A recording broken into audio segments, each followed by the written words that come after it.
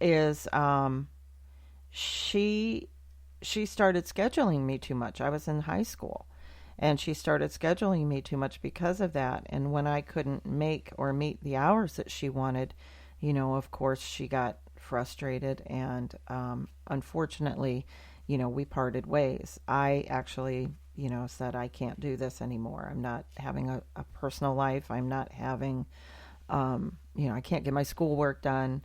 I'm an achiever, but I'm not quite that good where I'm going to stay up all night to do my homework so that I could work evenings there. And so, so there you have it. I wanted to share that first selling experience with you because it was something that taught me that I want to do this for the rest of my life in some form or fashion. Now, for years, I was a customer service and credit and collections manager, and I watched the sales team. And I watched them getting accolades and being crazy on Friday mornings and going out into the trenches and coming back in. We had an outside sales team. And I stood back and watched those highs and definite lows of sales. But there was something about it. I really, and I remember the one manager we were going to, we sold pagers before all the mobile, the iPhones and smartphones and all that. Anyway, we sold pagers and cellular phones, and we were on our way to what was called a major account, and it was a hospital in Cleveland. We wanted to close them, and the manager, we were in the car together, and we were just laughing and talking and about everything, and he was taking me as a person on the customer service side that would assure them that we have the best customer service and everything. And so he said, you really should be in sales. I know you love what you're doing and everything, but you really should look at this for a living. Because he said, you help me, and I can see you've got the right attitude for it and everything. And so I went into the business of raising kids, and I did that for a while. And throughout there, I had a couple of part-time jobs. When I say I sold books, that was at Barnes and Noble. That was amazing. Selling books and smelling coffee, that was just crazy fun. But things like that. But I always found myself in some sort of selling situation, and I know why. Because it's hard work, but it feels so damn good when you get the yes. And now I'm in a recruiting and training situation where when you're in recruiting, you're pretty much selling the company, and I love doing that because I love where I work and I love what we do and what we're trying to do and the message we're trying to get out there. So. Imagine all of that came from wanting to talk about my first sip of coffee for the day. So, yeah, that's what happens with me. I start out with one thing and go into the next, and it's just a big old circus to be around, be around, or be inside my head.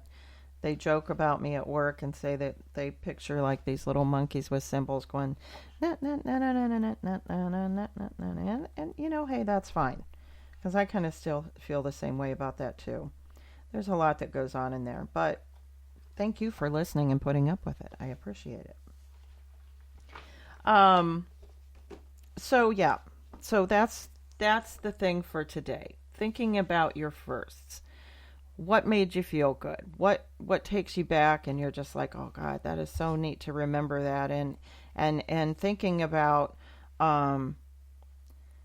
if you're in sales and you do have that first sale of the week. My message to you is, what did you do before that and after that? And what did you do to get to that place? Because whatever that was, just replicate it. Just do it over and over again. We sit there and we get high, and we call our manager, and we do whatever it is to process whatever it is. Maybe it's a car, and you're all excited and you're so happy. I can't even imagine that's the one thing I haven't sold, is the high of seeing somebody so excited and you've sold them the car of their dreams. Or you've sold them exactly what they needed. Maybe it's not the car of their dreams, but it's something that's going to get them back and forth to work and provide for them and help them navigate through life and to get them there safely. And you're sitting across the table from them and you're looking at them. I'm getting a little choked up. And you're looking at them and you're knowing that you've done a good thing for their life. You know, that has to be amazing. So that you don't come down and crash so hard after your sale, look at what you did before it to get there and look at the activities you did afterward and do it again. And on the weeks that I did that and paid really close attention to my activities, those were my best weeks. I wasn't worrying about selling. I was worrying about the activity. Or I should say, not necessarily worrying, I was perfecting the activity before I got a sale. You see, when those people walked in that card store, I wouldn't, again, it's retail. You never know what you're going to get. I didn't know. So I paid attention. I listened to them. I heard what they were looking for. But guess what else you might enjoy? Because now I've spent 7 minutes with you getting to know you. And now I can provide other solutions or other ideas or other cards or candles or gifts. Do that. Try that. Try that for 14 days.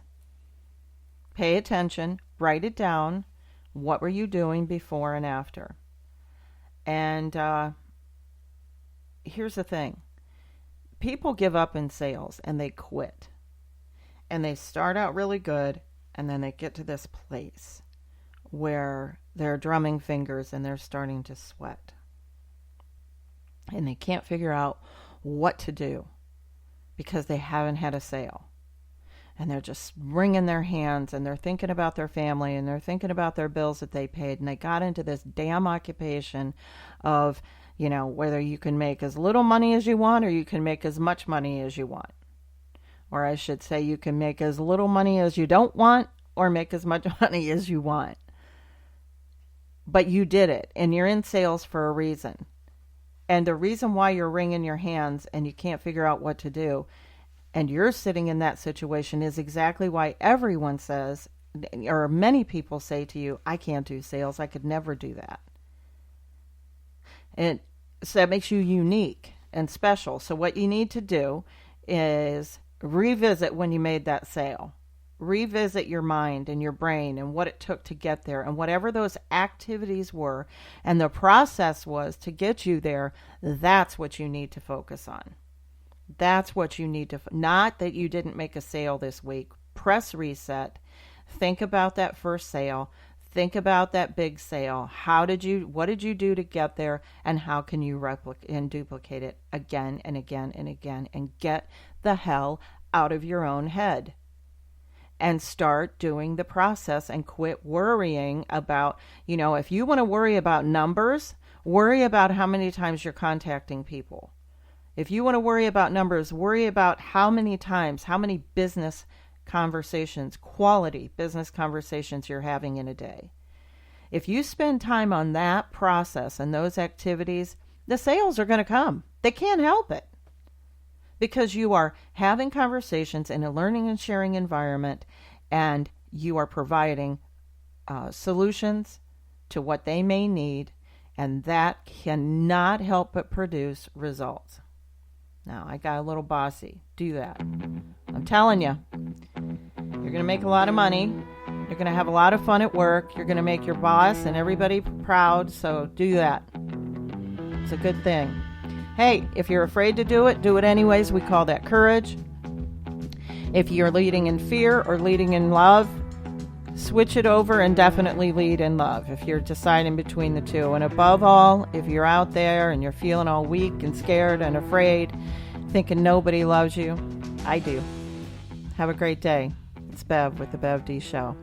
Bye.